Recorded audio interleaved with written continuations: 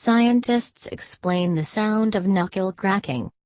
Scientists have turned their attention to investigating that most annoying of human habits, the sound made when you crack your knuckles.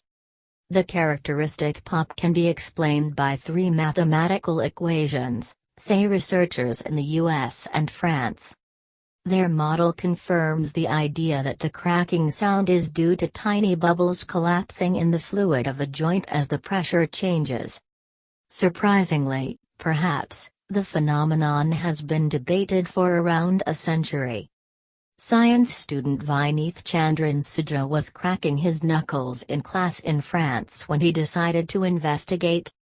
He developed a series of equations with his lecturer, Dr. Abdul Barakat of École polytechnique, to explain the typical sound that accompanies the release of the joint between the fingers and the hand bones.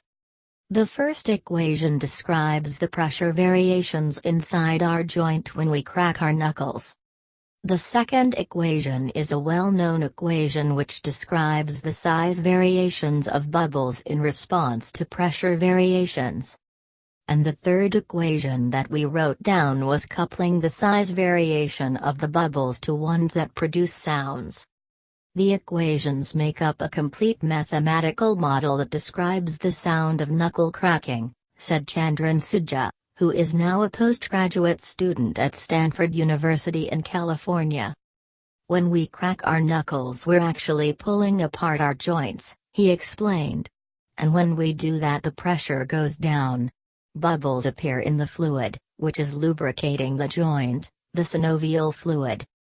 During the process of knuckle cracking, there are pressure variations in the joint which causes the size of the bubbles to fluctuate extremely fast, and this leads to sound, which we associate with knuckle cracking.